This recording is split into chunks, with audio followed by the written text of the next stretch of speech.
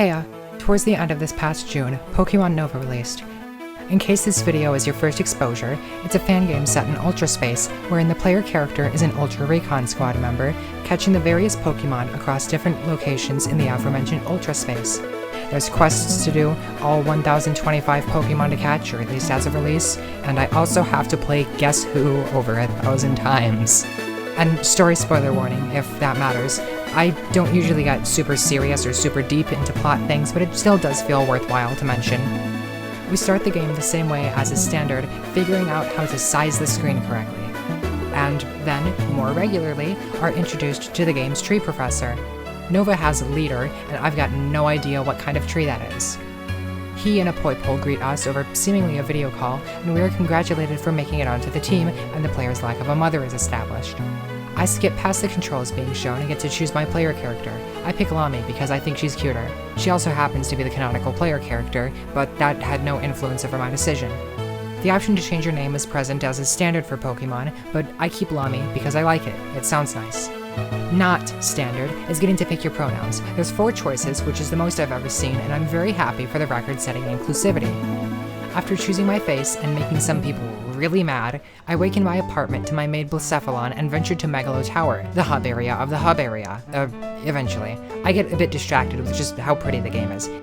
The animations all feel pretty cute, as does a lot of the artwork. Now having actually gone into the tower, I take the elevator up to Leader's office and some lore is given. The grossly incandescent man tells us of how Necrozma betrayed Ultra Megalopolis and ate the sun, so everyone's pale and all the plants are gone. We get our starter, a Poipole that likes to punch, and I don't nickname it because they're perfect just the way they are. We change into uniform in the elevator, gross, and properly meet Miss Ella. She installs PokeGPT, an AI that is somehow gonna give us back our light, onto our phone. It also gives us main quest guidance to rank up, and everyone knows number go up is the meaning of life. We have the choice between Solgaleo or Lunala to travel through Ultra Space, and there is a correct answer. All that is available for us to go to right off the bat is Ultra Deep Sea. Entering has an odd green-haired man named Arbio greet us.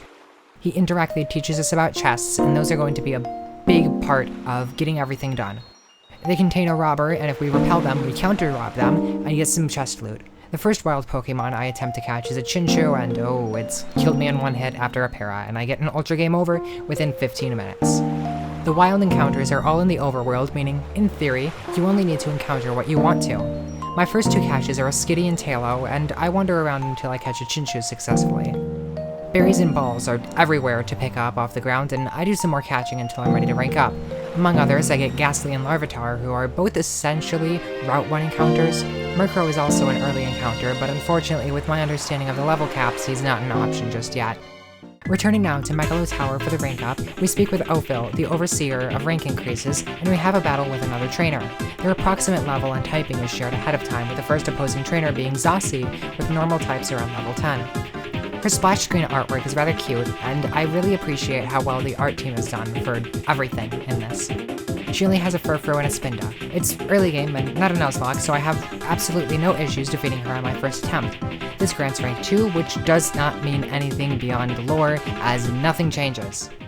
The Balded One greets us at the elevator, and we go to the care room with the Poipole and Ultra Taxis to meet Nari, who is ultra fired by Miss Ella, and there's a title card for that Nari comments on, meaning they're all visible to the NPCs as well as you and I.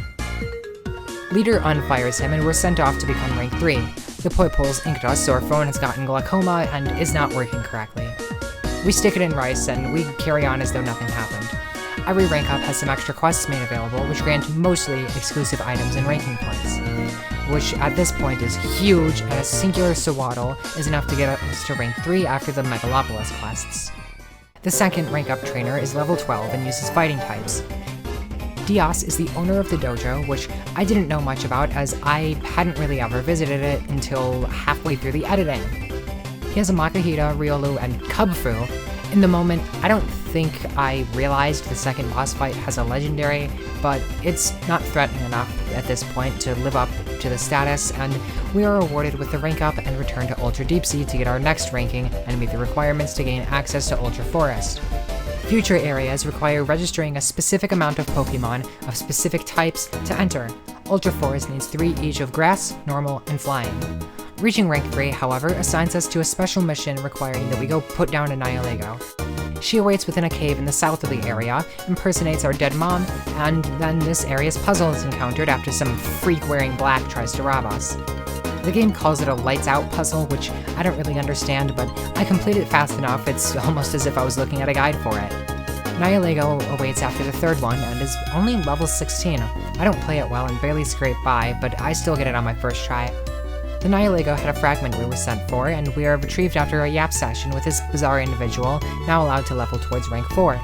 You need to do the Ultra Beast missions before ranking up, but it does not grant the rank up, nor any points towards it. More questing and catching grant us enough points to attempt the rank up match against Police Captain Suliera. She wields the Unovan monkeys at level 17, and even through my underleveled hubris, I kick her ass and am granted rank 4 status and can cross water now. We visit Miss Ella and are scolded for someone else messing up our phone, and we go see Faba? Faba is in this game, here from Alola somehow, and he is the only character in all of Ultra Space who pronounces Pokemon or any of their names correctly. He tells us a bit about how the phone and AI works, and he curses us out also for making our phone all freaky and shit. To prep for rank 5, we go to the newly unlocked Ultra Forest and do some more catching. I get a Shroomish, which I'd like to use, but the levels don't really scale with progression in any way. It's more realistic, but it makes it a bit of a pain to ever change team members. Silicobra, Weedle, and 2 Growlithe are also caught. There was a quest asking for one, so if I didn't get a second one, then I wouldn't be able to get Arcanine until God knows when. For the time being, I'm also going to end up listing most of my captures because why play Pokemon if not for the Pokemon? It's like if in the Terraria video I had done, I just said I did 3 hours of mining and gear upgrading to beat the next boss, and then after all the bosses I spent a day getting paintings, the end. Poochyena follows the Growlithe, then a Drifloon which will not be used yet in spite of how much I love them. I do my first and maybe only raid to catch a Bounsweet, and then I catch a Varoom.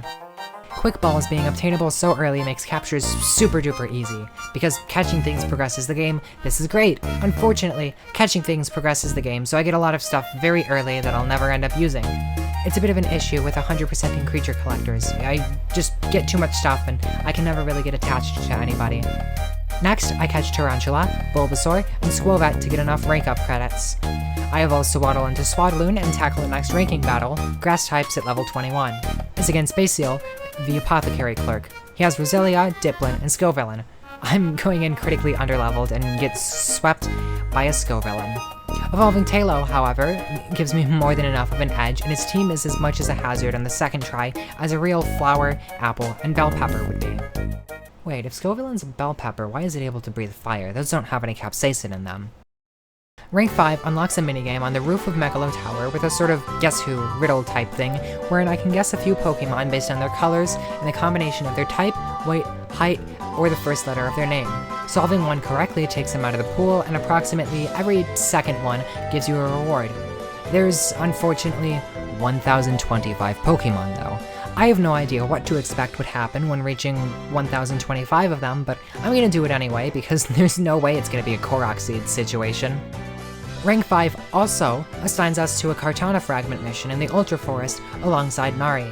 First though, I donate that Growlithe and check out the game corner. There's no gambling, it's just a gacha system. It's optional, but getting extra Pokemon early can really help, especially since you can pick the type of the Pokemon that you're getting based on which berry you submit alongside your Bland's Donut. On the way to Kartana, I catch Execute and run from a level 40 goat.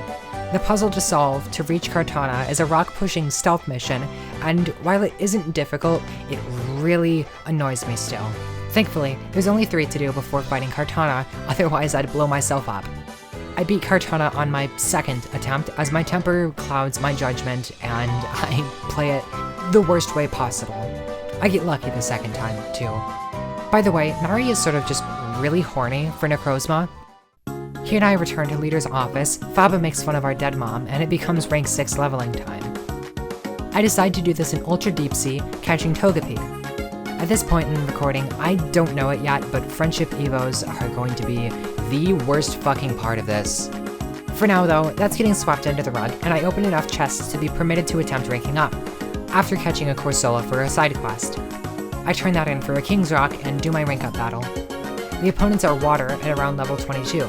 We fight Gira, the convenience store cashier. Like Zossie, I also think she's pretty, but in all fairness, I think that about the vast majority of people, as everyone has something positive that makes them special. Yura has Goldeen, Marshtomp, Araquanid, and a severely underleveled Spheal. I don't learn about Spheal on the first attempt though, as not knowing the enemy's movesets gets me turned inside out, and I don't even find faith in nothing.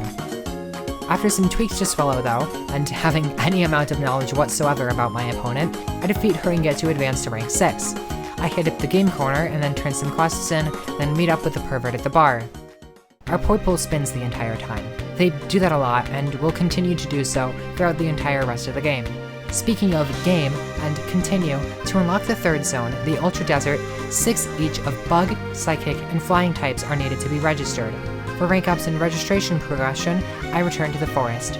I catch Natu right away, and then Hoo-Hoo. I could have just evolved Natu, I'm pretty sure, to progress both of my goals, but whatever. Next up, I get Magby, and accidentally finally learn how to read my text messages. Each and every one of them will give me a star piece, which is going to be helpful for many bonus doubloons later. Post Doom Scroll, I catch an Aipom for a quest and a second one for evolving. They're both a real pain in the ass to actually capture. I go home and submit the Aipom, then attempt my next rank up. Level 27 and a mix of types. It's Reed from I have no idea where. Contrary to my prior videos, I'm scripting this after the footage is all captured, and I don't know where Rhea is outside of this battle. Anyway, she leads with an Ice Q, and also has stuff I won't learn about until my next attempt. I'm 200 leveled, so I return to Deep Sea. My first leveling catch is Baltoy, followed by Purloin to be awarded some XP candies to evolve Jinchu. I also evolve a Wynot to donate, and then see if the help of Lantern is enough to beat this next fight. I then learn that she has a Heatmore with Dig and Giga Drain. My lack of knowledge fucks me over again, and I try again.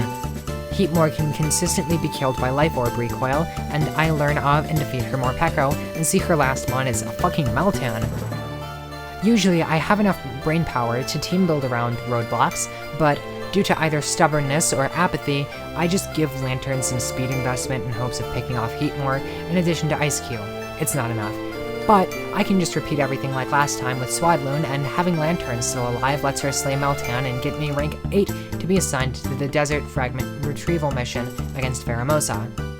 On the way to the mission, I double-check the crater's requirements: 8 Rock, Fairy, Fire, and Electric Pokemon. I need at least 5 for all of them. Venturing for the first time into the desert though, I catch Morlo, Numel, Gimmighoul, Wimpod, Burmy, Ammonite, Trapinch, Nickit, Sandygast, and Gossifleur. I get excited seeing a Gibble raid, but I need a dragon. I don't have a dragon with me. I go home for a dragon and the raid changes. I attempt a wild Gibble, but I just give up on it for now. I instead catch Arcan, Venipede, Toadscool, Skrelp, Carvana, a second Burmy for the other evolution, and Larvesta! And I then return to the desert after some healing and minor party changes. Right away, I enter the Pheromosa Den. We were warned of the pheromones possibly making our Pokemon act up, and we find the sketchy man in black.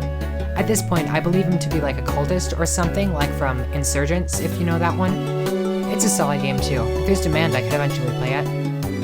The Pheromosa Den's puzzle is a hidden floor path that lights up before flipping around. Surprisingly, Pheromosa has no answer to flying types, though the best they could have done on it is Icy Wind. The pheromones were released before the battle and caused that odd fellow to start making advances towards her. We get it on camera so we can cancel them on Twitter.com, and all of my captures while looking for the Pheromosa Den allow me to instantly attempt the next rank up. Instead, I do some totally not gambling with the donut gacha, and visit the dojo to fight Zossie again. She changed her team around a bit since last time, and no XP is awarded? What's the point of the dojo if you can't train there? I spam candies on Larvitar to evolve and hopefully have it carried against the level 32 electric-type opponent, Sataria of the Game Corner. She leads with Golem, who's outsped and 2-tapped because of Sturdy, but I'm not worried about Stealth Rocks. Palmo is next, gets insta-killed. Arctic Zolt is quickly slain too. Magneton is not Sturdy or Air Balloon and dies instantly. Vikavolt is slow as hell and easily dispatched for the collection of rank 8? I could have sworn I already had this ranking unlocked. Whoops. In the lobby, Ella and Faba are arguing. Ella threatens to fire him, and Faba says something about being from Alola, which I can imagine most people would already know, but I guess it doesn't hurt to establish anyway. Faba also states that the audio recording between that pervert and our tweaked out smartphone are the exact same voice. The evil robot version of Necrozma, I only say it's evil because it's AI and I will never not hate AI, and the guy vaguely dressed like Necrozma sound the same. Before heading back to work, I start some quests and finally visit the glasses shop. Inside is a Stakataka, and inside that is Saya, the owner. Business is bad because Saya isn't a Miyamaiko subscriber, and numbers between sales and the subscriber graph make Stakataka very upset. So if you're enjoying this video, be sure to subscribe to see more. You'll be happier, I'll be happier, and Saya will be safer. Lore-wise, Saya specializes in selling sunglasses, and in-game she carries choice specs. The battles so far haven't been rough enough to need them, but knowing exactly where to get unlimited numbers of very strong held items is never ever a bad thing. For ranking up, I first go to Ultra Deep Sea. I can't reach the crater yet, still, and I'm sure I'll need to soon, so I track down anything that would have the same type as I need to progress. Therefore, I first catch an Aeron, then a Ledyba for a quest, then Spinarak, 2 Inkay, Slackoth, Cutie Fly for Rabombi for a quest, and head home to turn my quests in. My quest completions, however, give me enough points to boost my rank, and I evolve Swadloon as I feed my team candies to help with the level 36 normal types that Desmos wields. Poipole has sort of always been underleveled, which is a shame since the IVs are always perfect and Beast Boost can get really out of hand. It at least does when the enemies have it. Desmos leads with a Snorlax, a Pokemon I feel is fairly common on teams in these games, and then has a Stoutland. I don't have a good enough team yet to learn anything else, so I go to the forest to dig around until I get a better idea how to beat him. I catch my first of 3 Tyrogue and a Smoochum before bringing on Sharpedo, Driftblim, and Skuntank in hopes one of them can be helpful. My third attempt shows me Ursaluna and his Serene Zoroark before I give up and swap Driftblim for Beedrill for some shenanigans with Toxic Spikes. Metronome Beast Boost Venoshock is able to break through eventually, and I learn his final useless Pokemon was Weirdeer, and I finally secure rank 9.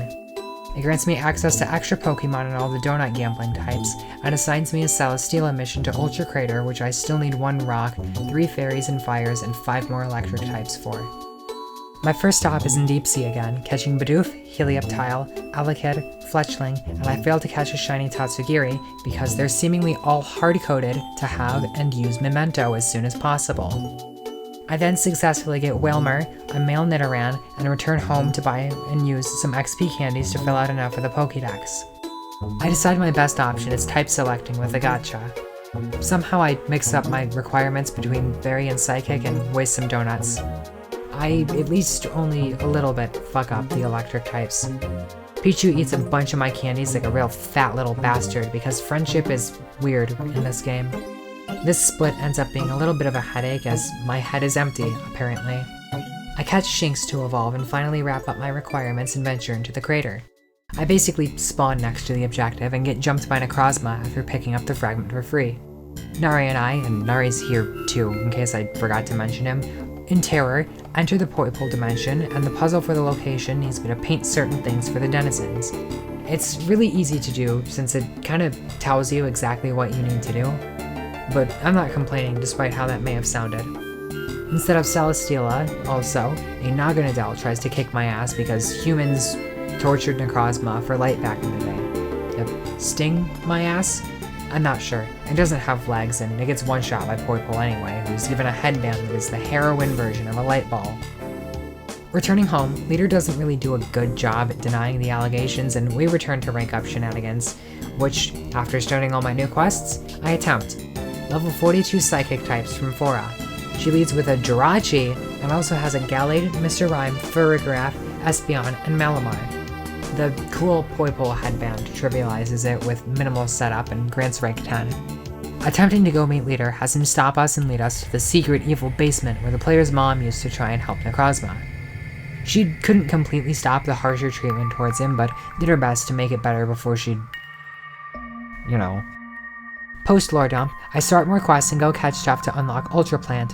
Ultra Plant is the home of my darling precious circuitry and requires 10 poison, fire, dark, and fighting types. Most of the latter half of the story ends up being just me grinding to unlock biomes since I didn't really plan ahead for this. Now well. I start my farming in the crater, first catching Flabebe, then Rockruff, Surskit, Dewpider, Barracuda, Cottony, Cubone, Slugma, Whismur, Stuffle at last for that one quest, Qfant, Riolu, only one Charcadet for some reason, Minccino to evolve for a quest, Unknown, Voltorb, Flamigo, Sock, a Raid Stantler, Abra, Yungoos, Tentacool, Roggenrola, Axew, Yamper, Sizzlipede, Cyndaquil, and Swablu. It puts a really big dent in my remaining requirements for Ultra Plant, down now to just 1 Dark type and 3 Fighting types. A lot of those don't help, but I'll need to collect everyone eventually anyway. The next rank up match was with Cairo the Police Pervert, flying types of level 47. Headband Poipole just folds them all into origami swans instantly, granting me the 11th rank. Going to leader gives us the Ultra Plant Fragment mission, and shit, did I ever explain those? The fragments are being collected to help increase the power of Prism, the shitty little AI guy in here. I think it might be sentient and intended to replace God and like what it did for them. Necrozma also is trying to collect them to strengthen himself again for perhaps nefarious purposes. The only way forward is blocked, so I dig some mons out of the box to evolve, finishing with a Pancham/Goro and catching a Fennekin in the meantime. As I roam Ultra Plant to find the mission site, I catch Houndour, Roly-Poly, Rufflet, Mimikyu, Ekans, and Woobat. We encounter human Necrozma outside the rundown plant, and Poipole forces us inside. The puzzle is math, so it's stupid easy. We fight Necrozma instead of Xurkitree, and despite getting curb stomped by a bottom 3 typing Pokemon, we still lose in the cutscene, and Poipole needs to make the machines get all freaky to distract while we escape. We get ultra fired over it. Everything that's happened so far was all in the first session over a 10-hour day. It's not anything related to my work ethic. Getting footage doesn't really work to me. It's just because Nova is just really fucking good in my IMO. To clarify, the firing wasn't official, and I'm summoned to Leader's office for a very serious talk.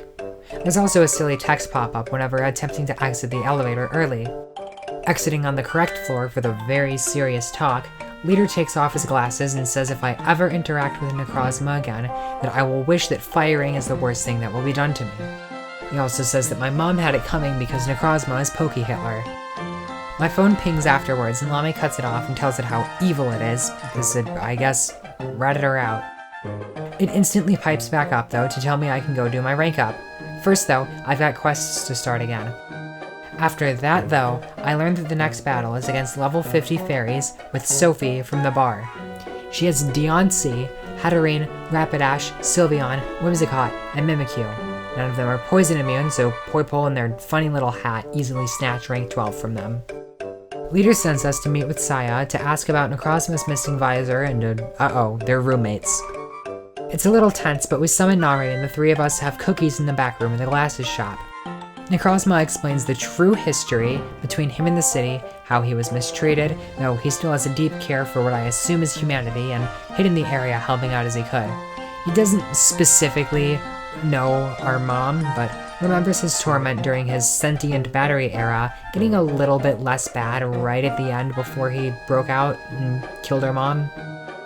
Or it would have been the case if not for the fact that nothing actually happened at the shop and Saya didn't know anything.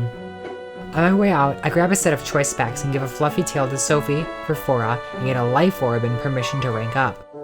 All my grinding made it so I wouldn't need to do much once I was finally allowed to progress, though it was kind of meant to be the progression in and of itself. Before taking on the next fight though, I hit up the forest, catching Chimchar, Wooloo, Shuppet, Cleffa, and Mareep. I also introduced Delphox to my team.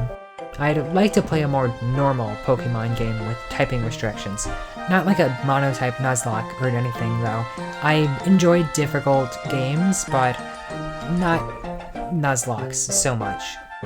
Delphox was caught as the opponent. Pluro uses steel types. Poipole, my little darling, cannot do anything about them, and alterations must be made. Or that would be the case, at least if I were any less stubborn. I just do some silly pivoting so that Poipole can Dragon Pulse away Ferrothorn, Revavroom, Goodra, Genesect, Klinklang, and Aggron. The cool Poipole headband once again gives me an easy rank up, and I now understand why Soldew has been banned in every format. The rank 13 meeting grants us the Ultra Jungle Fragment mission, and Leader will be tagging along, as though he knows what's going on behind the scenes. I can't visit the jungle yet though, so I get some steel types from the Donut Gacha to help with the progression in that regard. Very convenient for the apothecary to be right next to the place where you gamble away your berries. After the aforementioned berry gambling, I evolved some of the steel types I found to hit my quota. Did you know that Revaroom doesn't evolve until level 40, and Excadrill does at 31? It's baffling. The gambling and evolutions received from doing so grant me access to the Ultra Jungle and the mission within. On the way to the job site, I ignore all the wild Pokemon and open a couple of chests. To reiterate, I won't be touching very much on chests until the part where I go around opening all of them. Leader is already in the jungle segment when we get there, with his Naganadel and silly-ass uniform. The puzzle to pass through has us matching Buzzwole's flexing, but Lamy is equally as buff as I am, for now, and Leader matches the commands instead. I think the goals are a little overly generous, as all the ones I have any input over I do much better than I need to. The fourth one is 999, and I need 999, but instead of being a scripted loss like Urizen or Grovyle and Explorers of Sky, Leader keeps up with Buzzwole and it just attacks me anyway. Cool Poipole Band boosted Venoshock. And then we domesticate the Buzzwole and Leader has a new pet, much to the chagrin of Ella. Since I'm not ready for ranking up, I go once more to Deep Sea for more quest mons and other sources of points. I get 2 Sinistea, 2 Oddish, Pidgey, Wiggly, Baniri, Oshawott, a non-shiny Tatsugiri, Krabby, Yanma, and Slowpoke. Returning to the training room, our foe will have level 57 poison types. Laria of the Game Corner leads with Toxapex, followed by Scolipede, Salazzle, Sneasler, Overqwil, and Toxtricity. Rank 14 is also granted for free after Poipole stuffs them all into a pierogi, the best form of stuffed pasta, with some Beast Boost Poipole Band shenanigans. Nari creepily calls us to his office of sorts in the care room, explains the need for secrecy, and we go pester Fava. He says he can't tell us something, so we use his pride to manipulate him into sharing anyway. Allegedly, it's not possible for Necrozma to return to full strength, unless I just misread that line every single time. The quests I wanted to start all need me to get something from Ultra Ruin, and I'm 540 points off from the next rank, so I start work on getting the 14 total each Ice, Ghost, Fairy, and Dragon types. I've only gotten 3 dragons so far. So I go collect some berries to get gacha rolls. Poipole World has 2 different types of dragon berries and a lot of chests.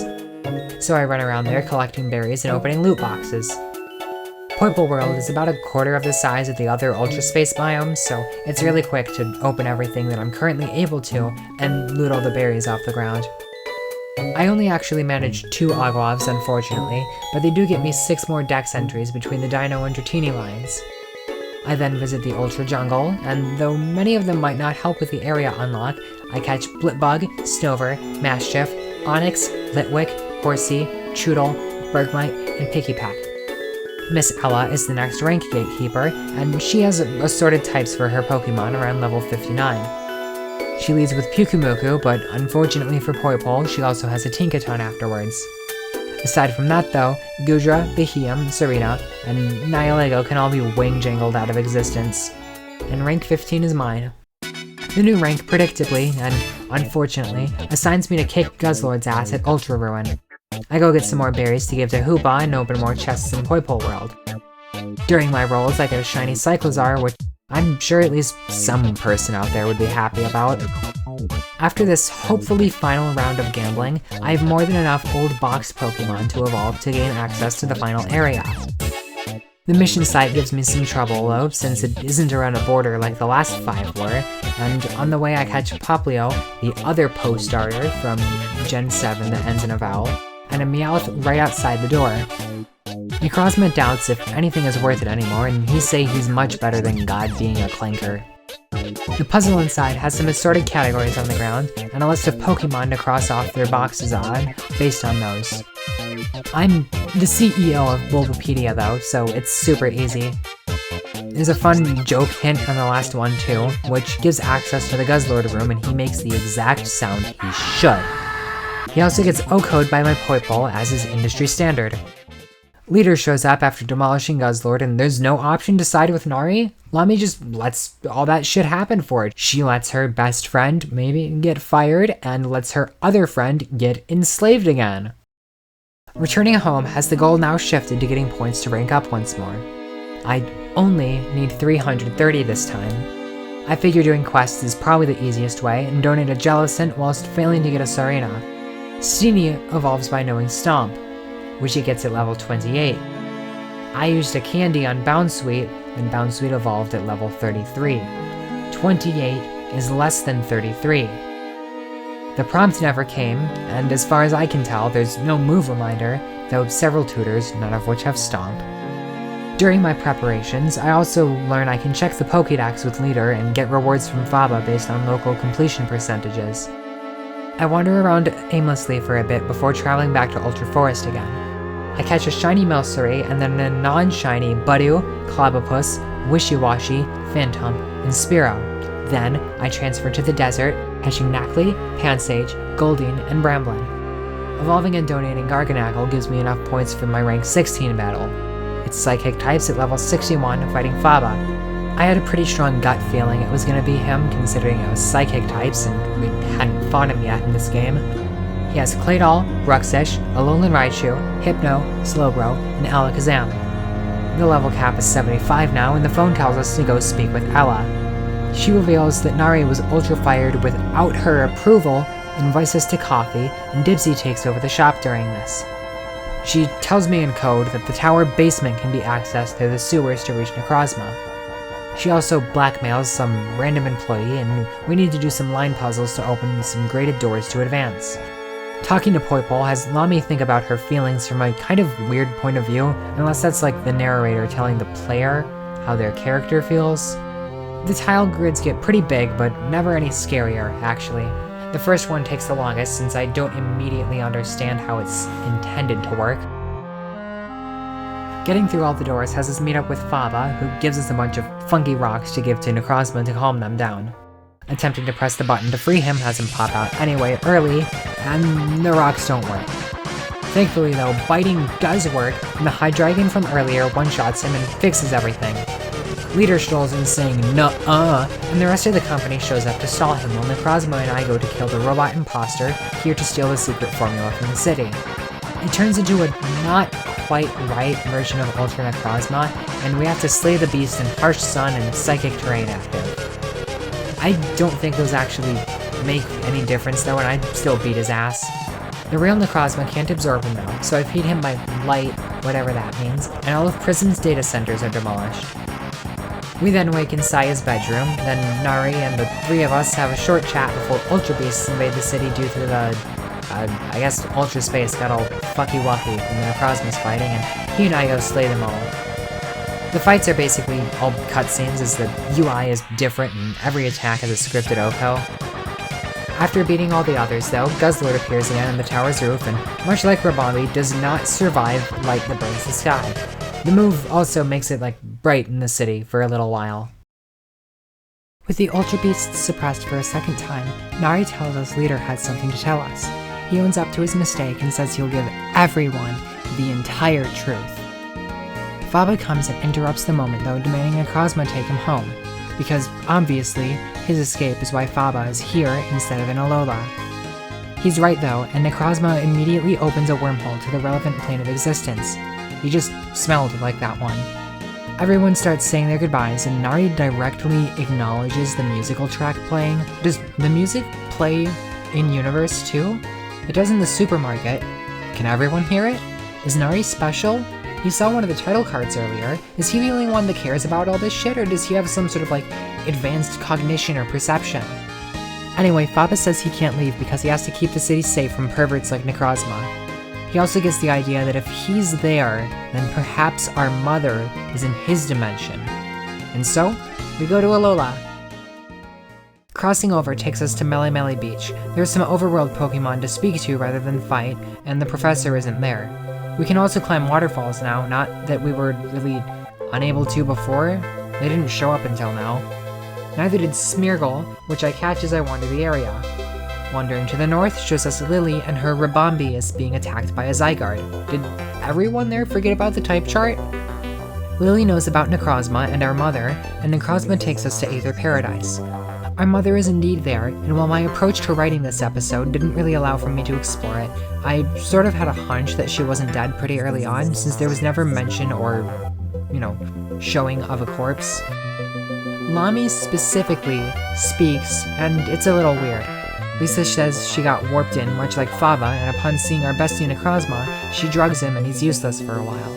I'd leave him a Starfberry, since the game tells me something good will happen if I do that. Stepping out, we see Lusamine and my mother speaking, and Lusamine gives us a Mega Ring that I will never use, and puts us in a fit that, slays the Boots house down, and I'm not joking, I'd absolutely wear that if I had money for it and a healthier relationship with my body.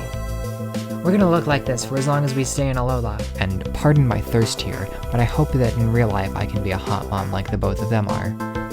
Lily gives us a silly flute and permission to use her Lunala to traverse the islands since Lisa put our other ride out of commission. The first extra island is Akala, and as we search for the way forward, I catch a Ditto, Luvdisc, and Pyukumuku. As far as I know, Ditto is useless in this game since there's no breeding. Given the type of game, I don't really see the need though.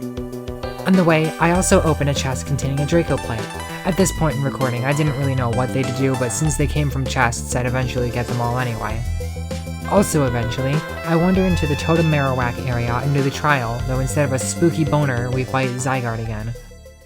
Afterwards, holy shit! L Death Note is here, what the fuck? And he's an expert on Zygarde due to the events of the Inferior Legends game. He's also looking for Zygarde and warns us about how it's being freaky as of late. Returning to Aether Paradise, Necrozma woke up from the Nightmare Dimension, and I noticed that she still says Pokemon, and their name's wrong. I know it's not an accent thing, as the mistakes are inconsistent. When I say non-English and even English words incorrectly, it's at least the same error, and I'm at the point in my life now where I wouldn't go 10 days, let alone 10 fucking years, making that mistake. Lusamine tells Lami Guzzlord is on Ula Ula, and we gain access to the conservation area underneath the main area in Aether Paradise. Every day there are some free Pokemon, and they've got boosted shiny odds. To save some effort, I grab the ones I assume I don't have yet, and then proceed to Ula Ula.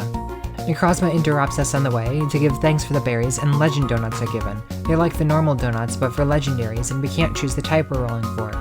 Boo! That'll make it so much harder to get everything. Scouring Ula Ula, I catch a Torkoal, and up on the mountains there's some Minior to play with, and John Deathnote is also pissed off about everyone saying names wrong.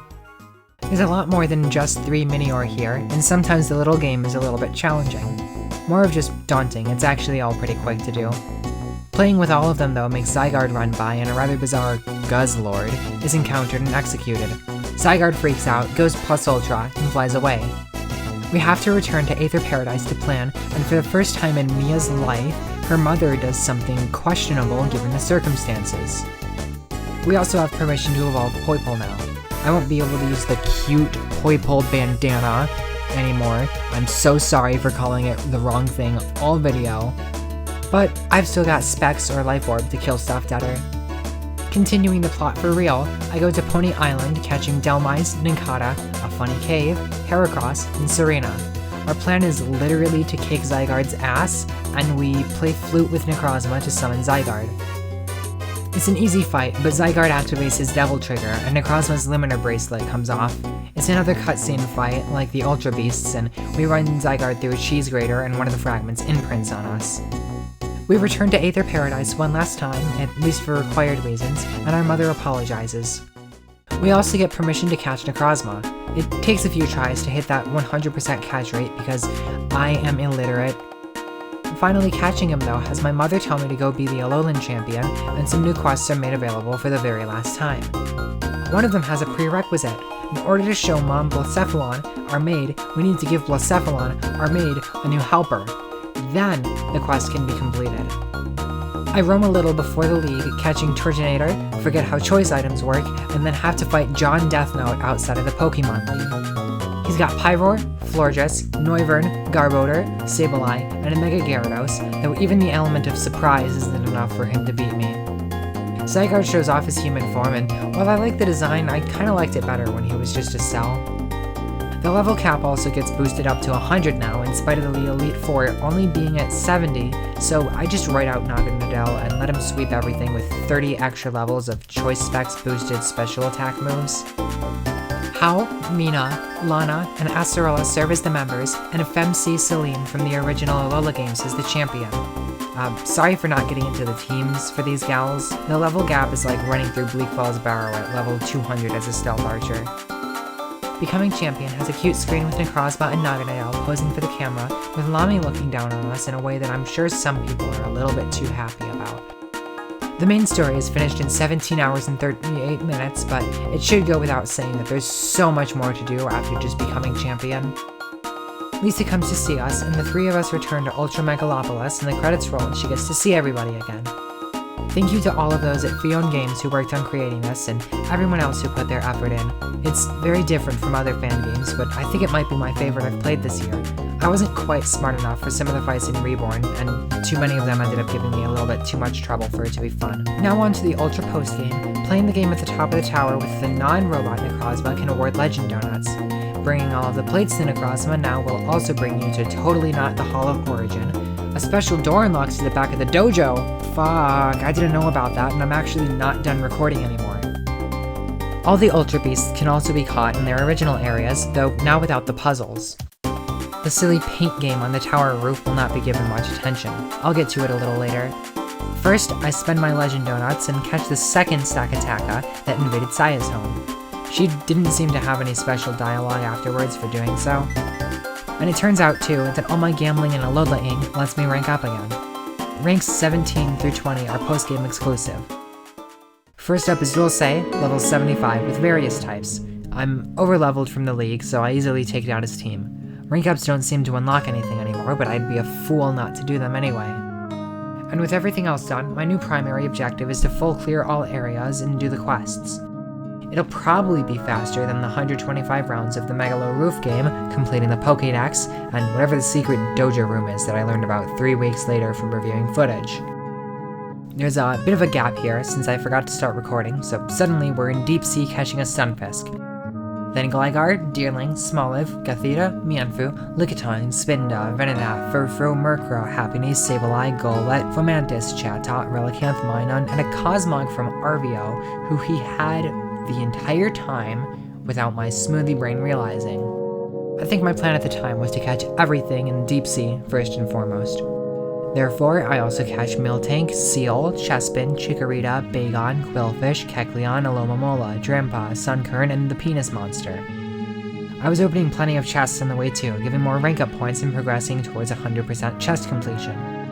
After an hour or so of running around for deep sea completion, I attempt the rank 18 battle. Level 85 pokes, and there are various types. It's Fico.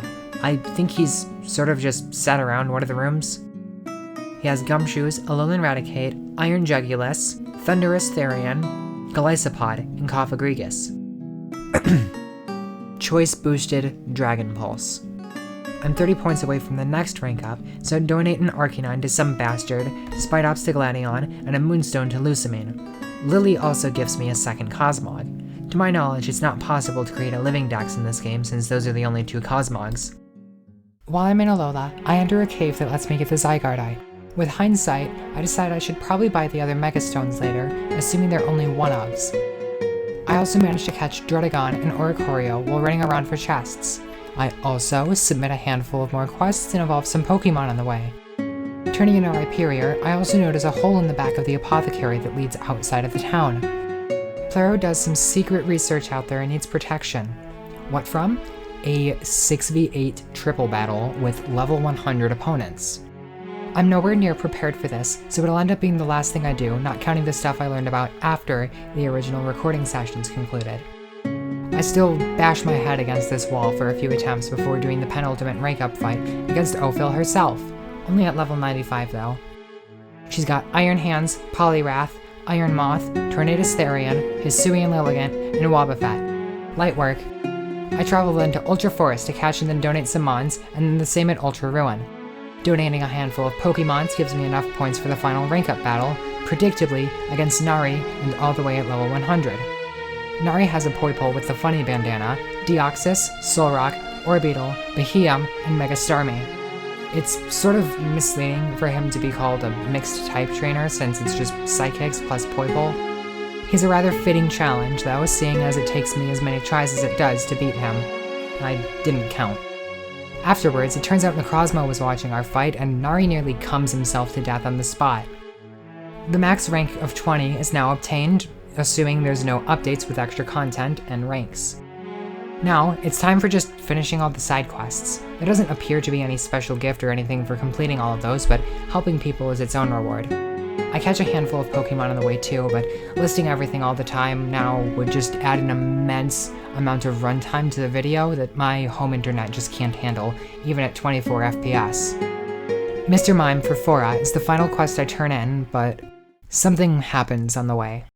There's a fake Cynthia just apparently upstairs in the game corner now, with a team similar to the real Cynthia.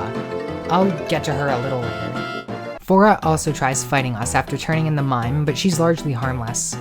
Once all the quests are done, I run around opening chests and catching basic Pokemon to eventually start evolving. I start with Deep Sea, but also cycle through Ruin, Jungle, Plant, Crater, and Alola, catching new things and opening chests. The amount of stuff to do is a little bit overwhelming at this point, so I get a little scatterbrained. Once I finally lock in though, I get a few particular Pokemon to level 70, then open the last of the chests in Poipole World, and fill my party with underleveled Pokemon to evolve from the chest opening XP. Anytime something reaches their final stage, I go home and swap them for something new. I repeat this cycle through the aforementioned Poipole World, finish Deep Sea, and all of Alola. There, I have all 18 plates. Normally I'm fairly certain there's only 17 plates, but Pokemon Nova also has the blank plate for the normal type. With all of these collected, speaking to Necrozma allows us to just this once access what I'm going to say is the Hall of Origin, where Arceus stays. When it attacks us, I would have used one of the Master Balls I've gotten, but I'm just supposed to turn it to glue, and rather easily, thanks to Old Reliable. Arceus also has a male human form like Necrozma and Zygarde, and while I do like this one, I still don't really jive with the human men that the legendaries turn into. Feels like walking around with Buddha on a leash, and while I do see the appeal of that, I don't really want to do it myself. After the horse is here, I decide to again attempt fighting Nymphithia. If the Ultra Cheater Trainer class didn't tip you off, her team, Eternatus, Spiritomb, Lucario, Milotic, Togekiss, and Megagar Z, have some moves they really aren't supposed to. Even then, she is no match for Sticky Web. Beating her grants us a Gibble with Mighty Cleave and Fish's Rend, and she's forced into being our maid. Is Lami the real villain in this game? Checking on her has her complain about the crumbs in my home and my outfit, and Lami cuts back about how overly revealing fake Cynthia's prior getup was. Back to regular completion progression, my next target is full clearing Ultra Forest. It's not too eventful, and getting all the remaining chests takes about 90 minutes between all the runbacks I need for things evolving and needing to be swapped out.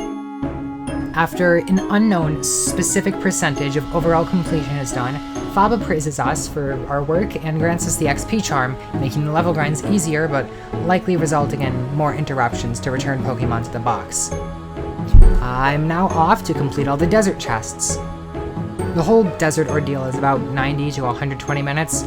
Given my pathing, Pheromosa is obtained right at the end. Then I dip back to the forest to catch Kartana because for whatever reason I skipped it.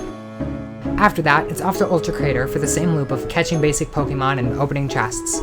Once again, roughly an hour and a half. All the full biomes have 100 chests, while Poipole World and the Alola Isles seem to only have roughly 20-something. I'd guess 25, but I wasn't really tracking it, like how the chests and percentage changes were always 1-to-1 in the Ultra areas. And after Ultra Crater, since Poipole World was done earlier, it's time for Ultra Plant and my precious baby Xurkitree. Bonus points for you if you remember this was the correct order. They don't give you anything. I've already got exactly a third of them done, so catching and opening everything only ends up being a little over an hour. Jungle time now. This one is just over an hour also, then I spend some time doing some item-based evolutions. Initially, there's a chest I can't reach as it wasn't accessible until 1.5 somehow. I'm really not sure how it got placed out of bounds, but seeing as there's sometimes item pickups that can't be accessed in the same way, it was probably just an algorithm placing them and they just got missed for about a week between 1.5 and release. I don't update my game though until after clearing all the chests and most of the catches from Ultra Ruin. which is about another hour 20. After which, I update my game and get the final, now obtainable, chest from Ultra Jungle, meaning the only thing left in every biome is to catch or evolve a few random Pokemon. It's basically just the weird methods like items or whatever the hell's going on with Basculegion that I catch to save the energy. Catching wild friendship evolutions is also a massive priority. In the first ever game I completed the Pokédex for, the Mega Ruby, Espeon was the final one I obtained to complete the National Dex. In Nova, it won't be her, but spoiler, it will be a different friendship evolution. Bonus points again if you guess who that is. Time-based ones also screw me over a little bit, since I tend to stay up pretty late working on these since it's the only time there's peace or quiet in my current place of living. 1.5 also fixes the Pokédex display, making it that much easier to find who I'm missing when I'm talking to Leader. Do you remember when I said I finished Alola? That was just the chests. There's still a couple of missing evolutions that I didn't end up getting, that I can catch in the wild. I had no idea how I'd find and kill Leader's Crest Bisharps, so I just caught a Kingambit. And since I'm out of chests, the last few Pokemon need to be candied if I want to finish evolving everyone within this calendar year. And for the friendship evos, I just have Sophie give them like 40 massages each until they love me enough to metamorphosize. If I were smarter, I would have used Luxury or Friend Balls to catch them, planning ahead, but it's not like I've ever been trying to speedrun this, in spite of what mentioning my completion time in these videos might suggest. Back now in Alola, I catch Lopunny, Snorlax, Annihilate, and Scizor, and then wrap up my final item evolutions at long last. Hydrapple, however, is a bit of an odd story, still. As you likely know, it needs Dragon Cheer to evolve. Dragon Cheer, however, is not a level up move in this game. You need to buy the TM from Rovio in Ultra Ruin. This isn't exceedingly difficult to figure out, but it was a moderate hurdle for me nonetheless. I did Voss proud, catching like 8 Dipplin to see if any of them have the move before checking Bulbapedia and seeing it to only be through TM 226, and I tracked down the merchant so I can make my apple get all freaky. Non-legendary mons remaining are all pretty fucked up. Sirfetch'd needs a regular Farfetch'd to be transformed by Fora, and then a good set created in order to get the required crits from a singular battle. Being too strong though is an issue since Wild Blissey may not survive enough hits, or whomever else you end up fighting. There's also Stantler into Weirdeer, which is mostly fine, just a bit boring, spamming the move. Steelix and Gasp Togetic can be found in the wild to save some time, and to get Clodsire, a Wooper also needs to be turned Portuguese by Fora. Cleavors can also be found in the wild, though it's easier to just use an item on Scyther, with where my patience was worn down to at the time of recording.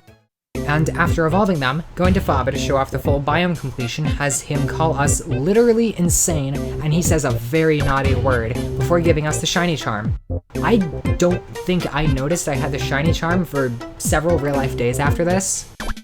Checking Pokédex progress afterwards, 923 Pokemon have been captured. There's only 5 or 6 left outside of things obtained from the Legend Donuts and the hell that they're going to be. So I catch an extra Tyrogue and Snover, evolve them, and then spend a bunch of Legend Donuts. I'm gonna need over 100 total minimum for all the Pokemon locked behind that. Rotom is also one of them for some reason. Anyway, in order to get the remaining 79 that I need at this point, I'm going to have to play a lot of the silly Megalo Roof game. It isn't that interesting. I don't get any of it on camera outside of the last couple games I play, just to see what would happen and get that on camera. I don't actually know how many days end up passing, but eventually, I do complete all 1,025 Pokemon with the minigame. And the reward is a single line of text and a reset to the stats there. As much as I am bummed to only get a Top Gear meme for doing all of that, I'm at least glad that it means anyone else who wants to 100% this game isn't necessarily required to do so, and moreover, I know more things now. Maybe it's nothing because nobody expected any players to actually do that. After getting a massive amount of Legend Donuts from that though, I spend the next hour plus resetting until I get every single legendary Pokemon from the Donut Gacha. I don't want to play even more of that game, so once I get to like the last 30 or so, I just start resetting if I don't get something new. Roaring Moon is the last one I get, but Silvally is the final Pokemon I register. Showing off to Leader has him state that he didn't expect anyone to do it, and gives us a silly little certificate to commemorate my ultra magnificent achievement. And it does feel like an achievement, but there's still video left, there's still more to do. I need to beat those 3 trainers hiding outside of the city, and due to a discovery and some deliberation while reviewing footage, I haven't even beat the second Elite Four. There's fucking 8 of these bitches in this game. And if there's only 1 of each Megastone, I obviously can't skip those. So now it's time to plan for that last fight. They have a lot more Pokemon than I do since it's a 3v1, so I really just need to outspeed and one-shot all of them if I can. Spread moves with big stats would be good to get. I don't know how feasibly I can outspeed and one-shot 3 separate Pokemon every turn, so I'm gonna want some extra bulk too, especially at the start. So, I dedicate 2 team slots to support. Whimsicott, my darling, for Tailwind, and Aurora Veil, Alola Ninetales. As for offense, I keep my 2 Story Dragons and recruit Archeops for Banded Rock Slides and Deoxys attack with Life Orb Drain Punch. Even then, it takes a few tries for a good line and good luck.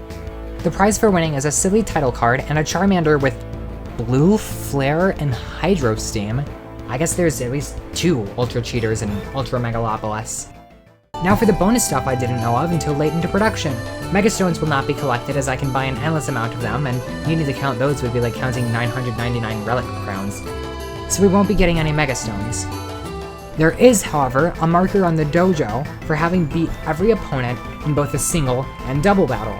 The hardest single battle was Nari because the cool Poipole bandana is brutal to face, and the hardest double battle was Faba since this motherfucker has Calyrex Shadow and Mega Alakazam in the back, and I can't just overlevel in the double battle since it's almost VGC rolls.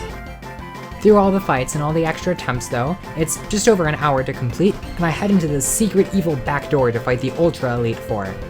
They're just as easy as the non-Ultra one though, since the highest leveled Pokemon is only 80 on the equivalent of the champion. You can fight them in any order as is standard nowadays, though I do it left to right. Saya, Faba, Ella, and Lisa are all defeated very easily, all almost exclusively by Naganadel. Saya is only level 70, while the other 3 are at 75. The aforementioned champion is at level 80, and is, as I hoped, leader.